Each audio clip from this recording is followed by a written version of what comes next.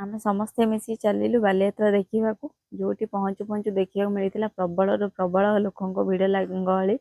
ସେଠି କଣ୍ଢେଇଠୁ ଆରମ୍ଭ କରିକି ଖେଳନା, ମେଲୋଡ଼ି, ନାଚ ଗୀତ ସବୁଥର ମଜା ଲୋକମାନେ ଭରପୁର ଏନ୍ଜୟ କରୁଥିଲେ ଭରପୁର ମାତ୍ରାରେ।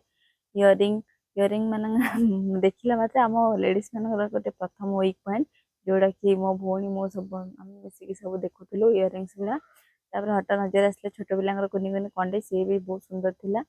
ଏଠି ଆମର ଆହୁରି ଗୋଟେ ନୌସେନା ଓ ନୌବାଣିଜ୍ୟ ଉପରେ ମଧ୍ୟ ସେମାନେ ପ୍ରୋଜେକ୍ଟ ଗୋଟେ ତିଆରି କରିଥିଲେ, ସେଇଟା ବି ମଧ୍ୟ ବହୁତ ସୁନ୍ଦର ଦେଖିବା ପାଇଁ। ମୁଖ୍ୟ ଆକର୍ଷଣ ଭାବରେ ଥିଲା, ସେଇଟା ବି ବଢ଼ିଆ ଲାଗୁଥିଲା ଦେଖିବା ପାଇଁ। ତାପରେ ସେଠି ଛୋଟ ଛୋଟ ବଡ଼ ପିଲାଙ୍କ ଠାରୁ ଛୋଟ ପିଲାଙ୍କ ମଧ୍ୟ ଦୋଳି, ଖେଳନା, ଖାଇବା ପିଇବା, ଷ୍ଟେସନାରୀ ଜିନିଷ ସବୁ କିଛି, ଘରକରଣ ଉପକରଣ ସବୁ ଜିନିଷ ଥିଲା ସେଠି। ଆମେ ସେମିତିରେ ଏତେ ଗହଳିରେ ମଧ୍ୟ ଖାଇ ପିଇ ମଜାମସ୍ତି ବୁଲାବୁଲି ଶାନ୍ତିରେ କଲୁ। ବହୁତ ଏନ୍ଜୟ କଲୁ। ଆଉ ଆମେ ଫାଷ୍ଟ ଟାଇମ୍ ମୁଁ ଫାଷ୍ଟ ଟାଇମ୍ ଯାଇଥିଲି, ବହୁତ ଏନ୍ଜୟ କରି